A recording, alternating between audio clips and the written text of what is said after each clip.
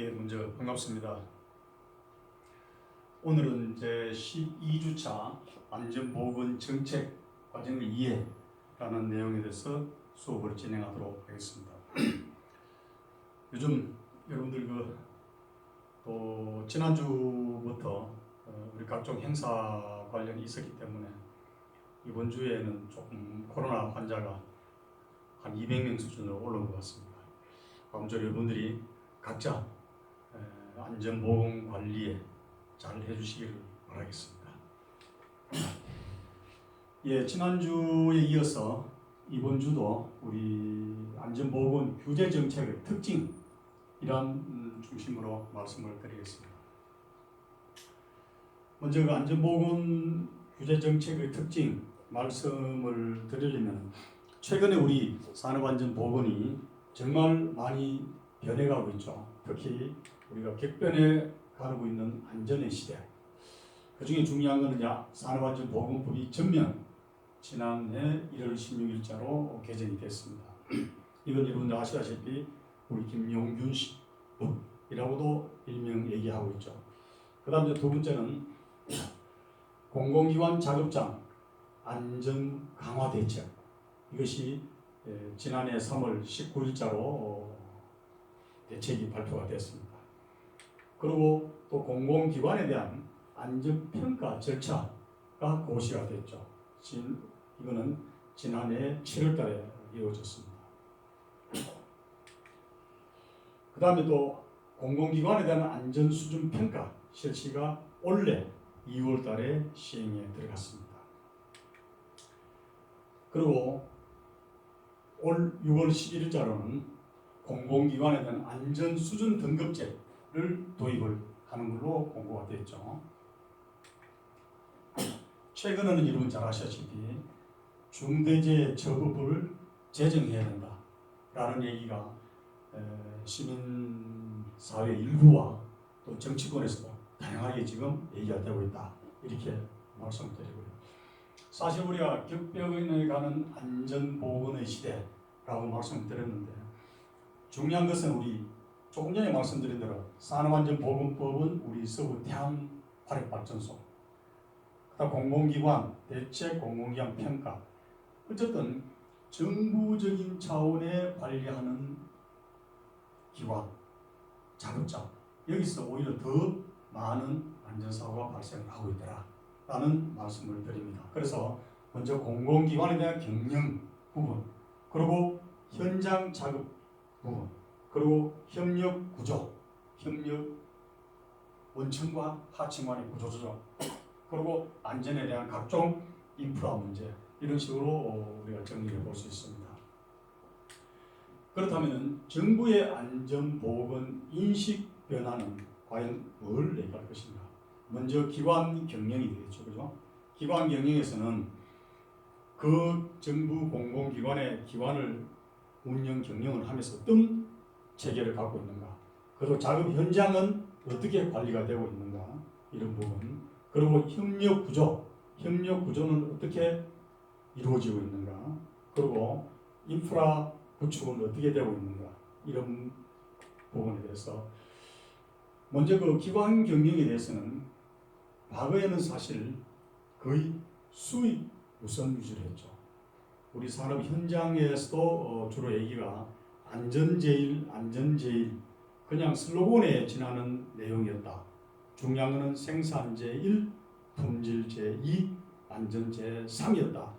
라는 하인리 US 스틸에서 안전제일에 대한 철학이 나온 이후에 늘 안전제일이라는 슬로건이 있었지만 실제 현장에서는 수익 우선 위주로 갔습니다. 이것이 기관 경영 차원의 이제 수익 우선에서는 글자 그대로 안전 우선으로 가겠다. 이것이 뭐냐? 정부에서 안전보건 정책의 인식 전환이 이렇게 바뀌었다. 기관에서 우선 안전에서, 쉽게 말 수익 우선에서 안전 우선으로, 그리고 작업 현장에서도 보이는 위험만 주로 처리를 해왔다. 이렇게 말씀을 드릴 수 있습니다. 그런데 지금은 이제 정부 정책에 잠재된 위험도 발굴을 하고 있다. 사실 지난번 우리 김용균법 그리고 또 원래 공공기관에 일어났다는 자체는 우리 공기업, 공공기관 이렇게 보면 어떤 민간기업을 앞서는 정부기관 차원에 이렇게 나선다 이렇게 볼 수 있죠. 그런 개념에서 이제 잠재된 위험까지 발굴하고 있다. 물론 우리나라의 어떤 앞서가는 기업에서는 지금 뭐 김용균법 이전에도 이미 그것으로 잠재된 위험을 발굴을 많이 해왔습니다. 뭔가 위험예지 훈련, 툴박스 미팅이라든지 이런 걸 기준해가지고 잠재된 위험을 많이 발굴해왔죠. 그러나 정부 공공기관에서는 아직까지 우리가 눈에 보이는 그때그때 이슈 위주의 정책을 많이 한 것이 사실이었다. 협력 구조도 위험을 전가하는 쪽이었죠. 원청 회사는 이제 정부 공기관에서 어떤 공사 또는 작업을 하청 또는 협력업체에 이렇게 전가를 하고 또 사고가 나도 너네들이 작업하다 사고 났으니까 자네들이 책임을 져라 이렇게 쉽게 말해서 작업을 전가한 반면에 거기에 위험도 같이 전가한 사항이었다 이렇게 말씀드립니다. 지금은 이제 협력 원청회사와 하청 그런 원청 공기관과 또 협력 하청 작업하는 구조로 되어 있는 회사까지 안전을 책임지는 협력 구조로 지금 법을 유도해 나가고 있다. 바뀌었다 이렇게 말씀드릴 수 있죠. 인프라 자체도 과거에는 사실 조금 전에 말씀을 드렸습니다만 이미 대기업 또는 안전을 앞서가는 기업에는 이미 잠재된 위험을 발굴하고 이미 아주 상당한 앞서가고 있었습니다. 근데 이제 공공기관에서도 민간의 사실을 많이 뒤지는 정책을 해왔다. 그리고 사실 민간 기업이 아주 위험에 대해서 노출된 부분이 많은 건 사실이었습니다. 공공 부분은 그래도 공공의 개념이니까 제조시설이라든지 그 중에 특히 이제 발전사, 우리나라 발전 5사의 사고가 가장 이제 핵심적이고 그 다음에 또 철도공사라든지 시설공단이라든지 이런 부분에서 있었지만 어쨌든 인프라도 과거에는 우리가 민간에 많이 뒤졌는데 이제는 공공기관 자체가 정부가 나서서 민간을 선도하는 쪽으로 정책을 가겠다. 이렇게 해서 정부의 안전보건 정책 인식 변화도 상당히 많이 변해가고 있다. 이렇게 말씀을 드립니다.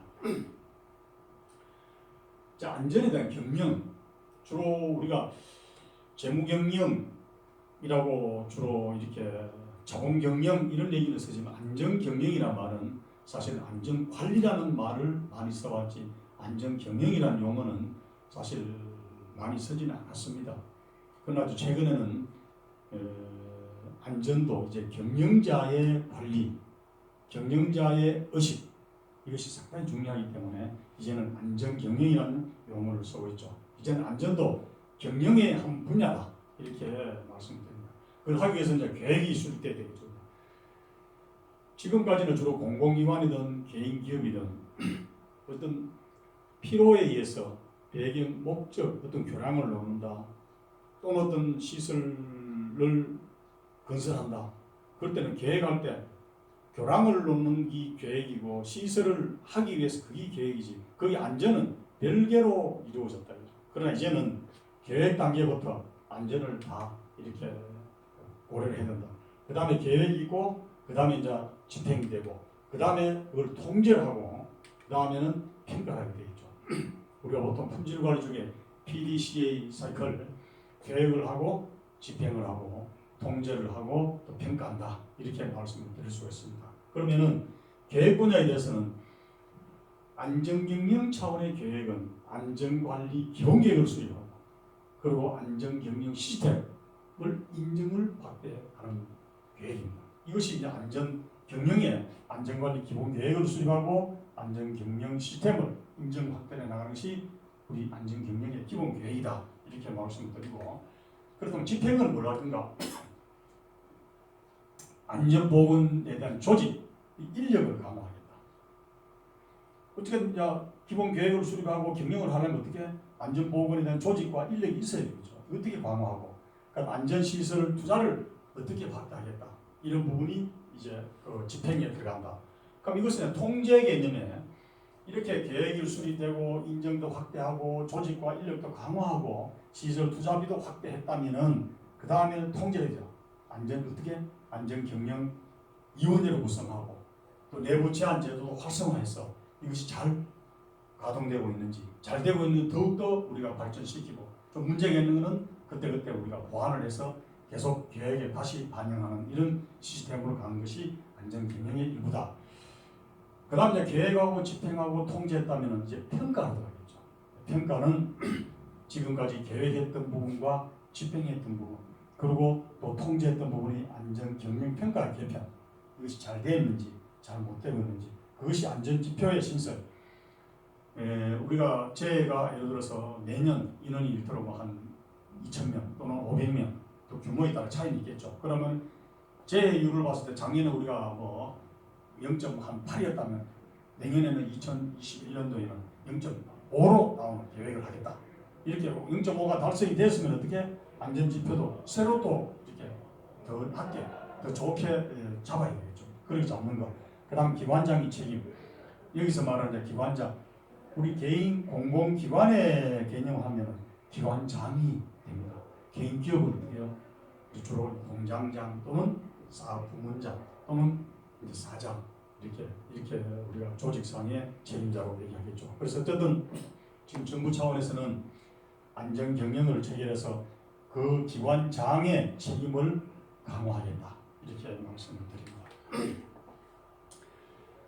그다음 사고를 예방하는 어떤 작업 현장의 어떤 시스템을 어떻게 하는가? 위험 요소를 진단 체계를 정밀하겠다.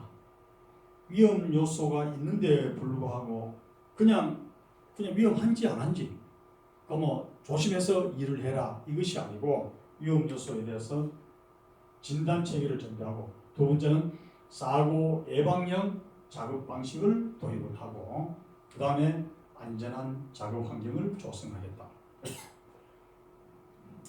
결론적으로 얘기하면 위험 요소가 진단을 하는 체계를 준비하고 무엇이 우리가 이 작업을 하는데 무엇이 위험할 것인가 이걸 하기 위해서 어떤 진단 체계를 해야 될 것인가 라고 진단하고 그 다음 사고 예방 방식을 작업 방식을 그러면 A1, 2, 3으로 방식을 했는데 1, 2, 3을 하니까 사고가 많이 나기 때문에 1, 3, 5, 7로 한다든지 그다음 1, 3, 2, 4로 한다든지 방법을 결론적으로 수익 원칙, 생산 위주, 그 다음에 공기 빨리 할 수 있는 기업 경영 위주에서 이제는 안전을 우선을 해서 순서도 바꿔서 하겠다 이렇게 말씀드리고 그다음 안전한 작업 환경 조성 늘 저희들이 얘기합니다만 작업 환경이 깨끗하고 안전한 사업장을 만들려면 먼저 안전한 작업 환경이 조성이 필요하다.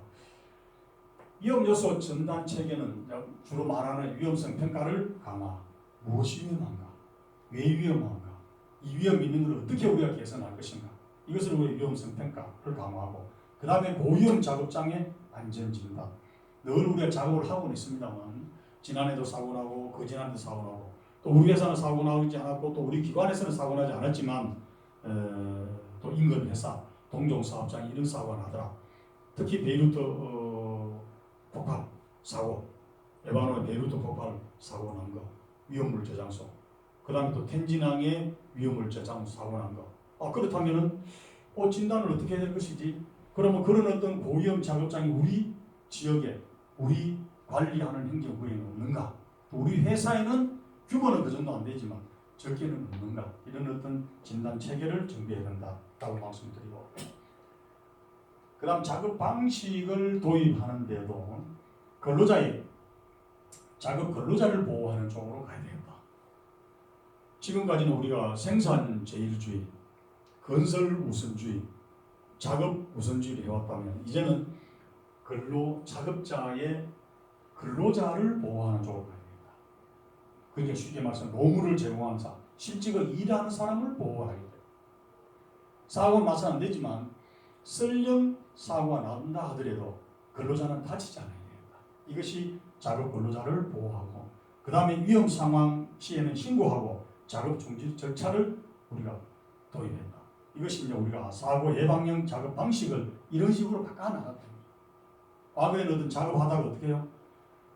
물론 의도적으로 이런 큰 작업을 하는데 뭐 사람이 죽어도 좋으니까 작업해라 라고 하는 어느 기관이든 어느 사업장이든 어느 정부도 없습니다.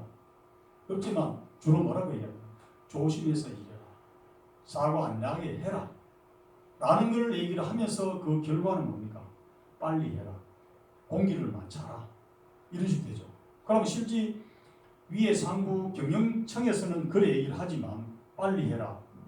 그 작업 계획 원래 당초에 우리가 이 공사를 하는데 한 달이 걸린다 또는 두 달이 걸린다 하면은 그 공기를 맞추는데 주안점을 뒀지, 안전에 대해서는 우리가 같이 묻어가는 쪽 한 달 내에 하되 알아서 안전사고 안 나게 해라라는 이 개념이었다면은 이제는 작업 방식 자체를 근로자 보호와 이런 식으로 작업을 한 달 내에 작업을 하려면은 이런 위험성이 있기 때문에 이거는 상당히 곤란하기 때문에 이걸 공기를 작업 기간을 한 달 아니라 40일을 11을 더 연기를 해야 되겠다라는 걸 이제는 그걸 명실상부하게 사고 예방을 위한 작업 현장 관리를 그런 식으로 가야 된다 했죠.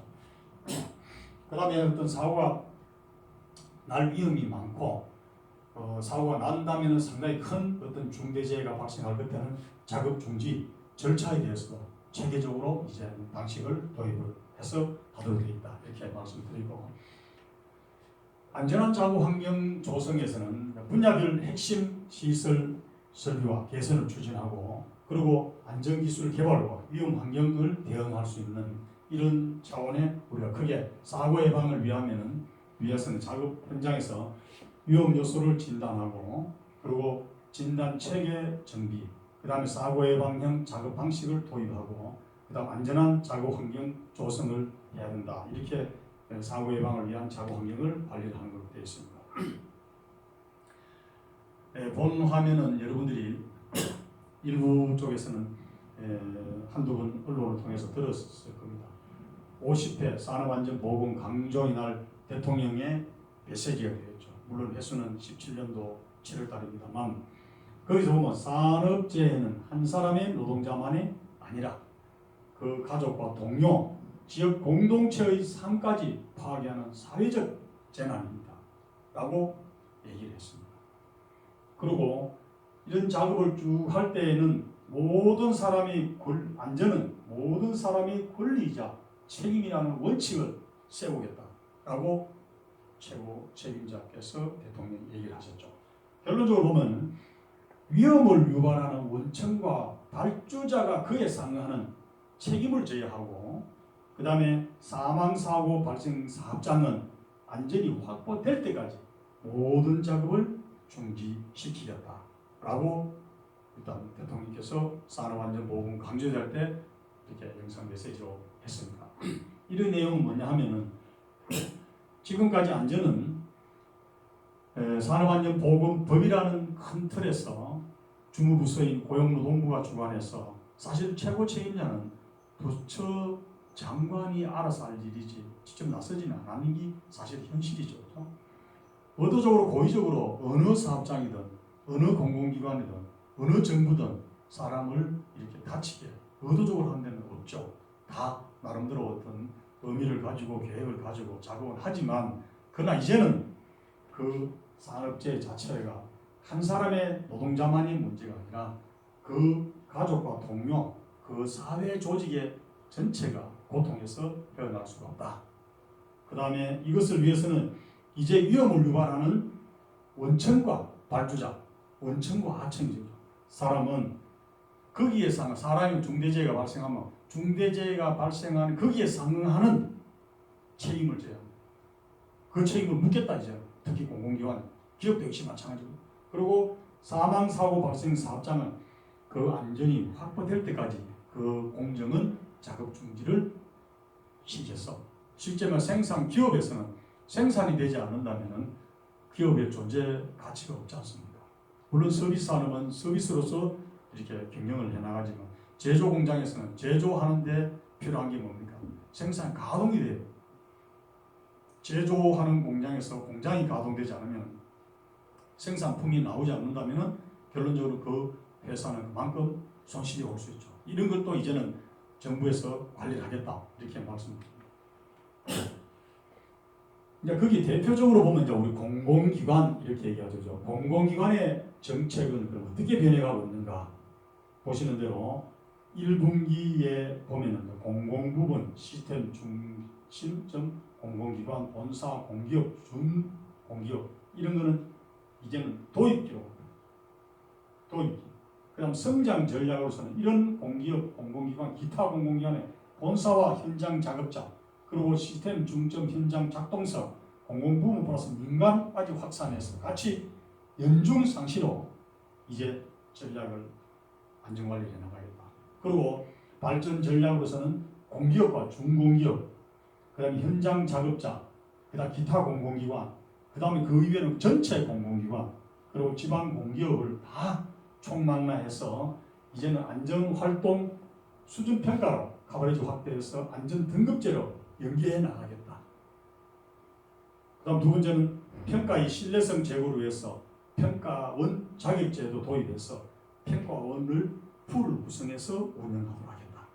그리고 지방 공기업 등에 대한 안전 분야 평가 관련해서 협업을 추진하겠다. 이렇게 이제는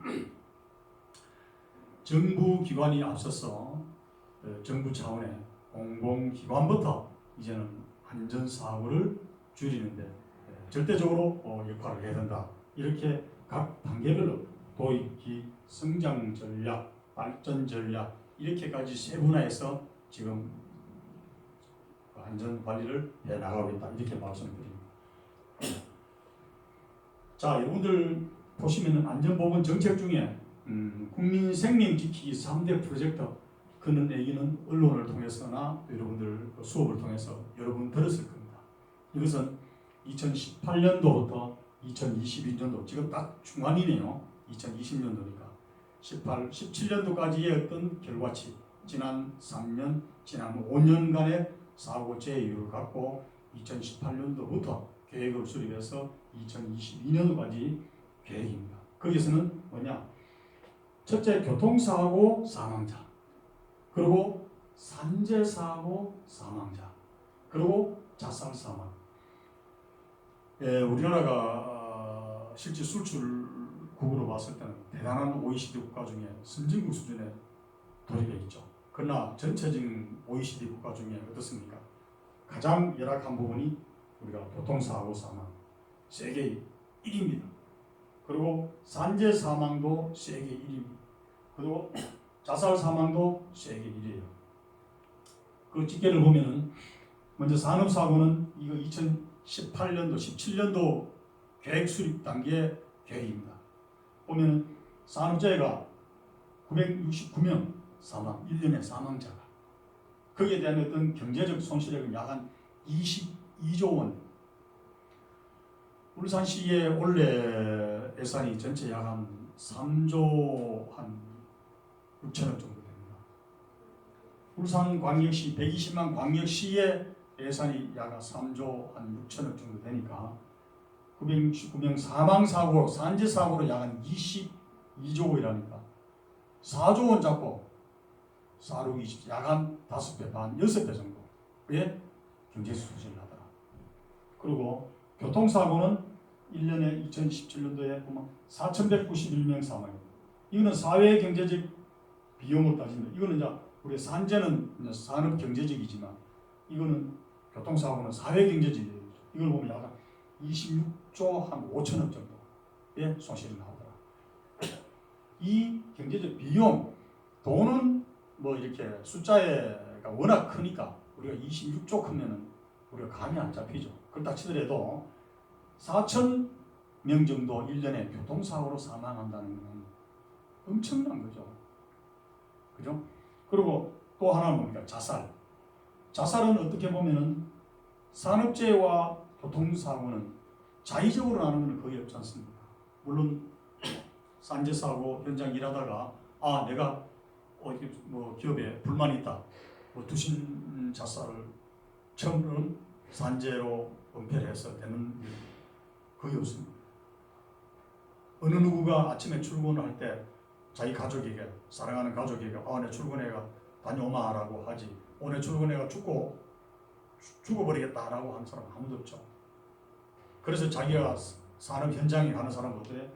가는 사람이 본인이 내가 출근할 때는, 물론 미혼에 있는 사람은 부모님의 슬하에 있겠고, 또 주로 결혼을 하면은 이제 나이가 좀 드는 결혼을 하면은 사랑하는 가족이 있겠죠. 자녀도 있고 부인도 있고 또 새로운 가족이 있으면은 그 가족을 봤을 때는 어떻습니까? 자기가 현장 일하러 가서 일을 해서 그 비용을 가정에 이렇게 비용으로 쓰게끔 가게를 운영하는 하는 이 목적인데, 현장에서 만약에 일을 하다가 사망한다면 얼마나 안타까웁니까? 교통사고 역시 마찬가지고, 물론 고의로 이렇게 사망한 사람 거의 없습니다. 단 우리가 음주운전으로 인해서, 이거는 고의는 아니지만 반고의성과 같다. 그리고 또 본인은 술을 먹고 음주를 했지만 그 차에 의해서 상대방이 이렇게 아주 정상적으로 오는 사람이 사망할 확률도 있겠죠. 그런 부분, 교통사고는 일부가 있다고 봅니다. 그 다음에 제일 강한 것은 자살이죠. 자살은 어때요? 글자 그대로 자기 스스로 삶을 마감하는, 이거는 1년에 지금 13,000 이 세계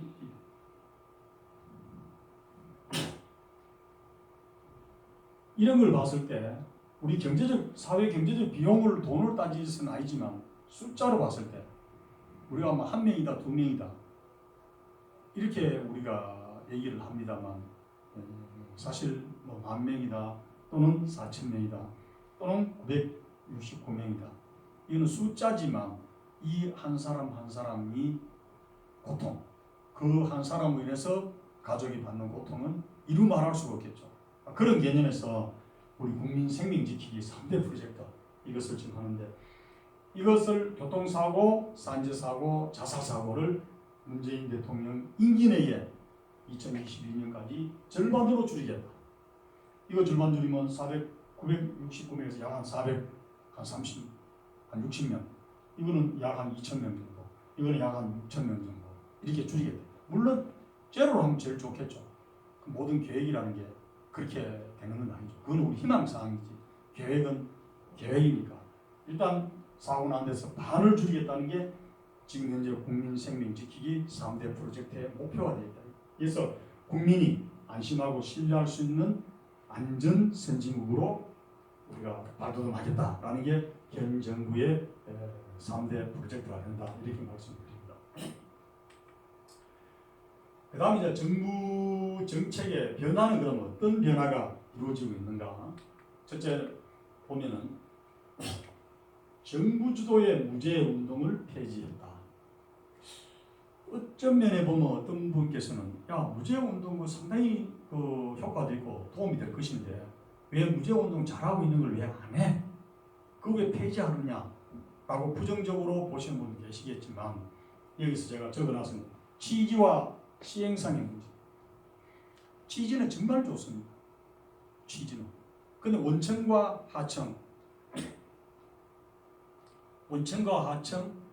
또 원청 중에서도 원청끼리, 또 하청끼리 중에서도 하청끼리 사고가 나면은 무죄가 이토록 우리가 무죄 300명 미만은 시간을 일수로 했었죠. 300명 이상은 이제 시간으로 했었죠. 100만 시간, 200만 시간. 그 다음에 300명 미만은 무죄 500일, 1000일, 600일 이렇게 됩니다. 거의 우리가 500만 시간을 한다. 500만 시간을 달성하는데 약 한 480만 시간이 됐어. 근데 우연히 어느 우리 현장에 일하시는 분이 아주 그게 중대재해나 사망사고라든지 아주 중대재해가 건수가 커서 3명 이상 중대재해 이상 발생했다면은 은폐가 할 수가 없겠죠. 그러나 그냥 일반적인 약 한 일주일 정도 병원을 갔다 왔다 해야 되고, 일단 상해는 상해요. 그런 사고가 나면은 어떻게?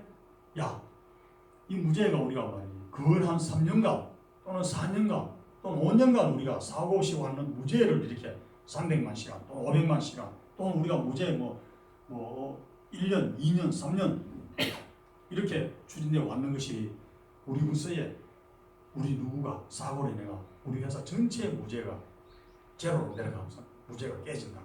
어떻게? 그럼 이걸 어떻게? 자체적으로 그냥 은폐를 하는 그런 은폐가 많다. 그래서 정부 주도하의 무죄 운동은 하지 마라. 단 기업 스스로 자 우리 회사가 원래는 작년에는 우리가 사고가 한 건 있었는데 원래는 진짜 무죄 달성하자. 죄 없는 사업장으로 하자. 라고 원래는 죄 없는 무죄 운동을 하자. 그거 좋은 거죠. 아주. 그러니까 그냥 최선을 다해서 노력하고 만에 하나 진짜 안 하는 어떤 산재 사고가 났으면 신고를 해서 다시 또 무죄를 새로 시작을 해야 되겠죠.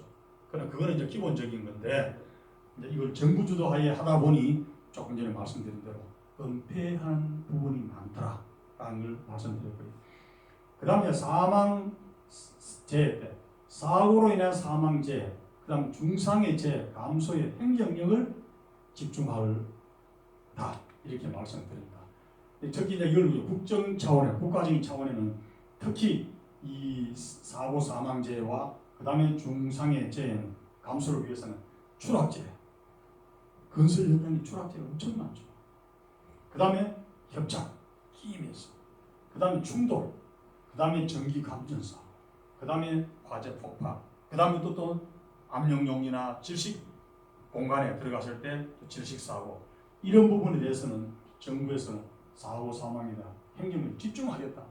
그래서 특히 2020년도는 사고 사망 줄이기, 절반 줄이기 대책을 해서 건설 현장은 산업안전공단과 고용노동부에서 늘 현장 페트롤 차를 가지고 점검하고 다니고 있죠. 그러다 보니까 원래는 의외로 그 건설 현장의 추락재 이런 부분은 어쩌면은 많이 줄었어요. 또 줄 수밖에 없었고, 이건 어떻게 행정기관에서도 상당히 많은 관리 포션을 가졌고 시간을 많이 했고 또 회의도 하고 관리 감독을 해왔고 또 기업 입장에 사업주 입장에서도 거기에 상응하는 만큼 관리해왔는 건 사실이다. 그러다 보니까 다른 부분에 오히려 절대적으로 이제 관리 포션에서 빠져나가는 부분, 미처 그까지 인연이 안 되는 부분에는 더 이렇게 소상한 사고, 위험물질 누출 사고라든지 이런 거는 더 사고 건수가 늘어나더라. 이렇게 말씀을 드릴 수 있다. 통계상 나타나죠. 그 다음 이제 기업 이사회 안전 경영 계획서를 작성하도록 지금 현재 정책 변화했습니다. 사고가 나면은 이제 내년도 2021년도부터 돼 있죠, 그죠? 이제는 경영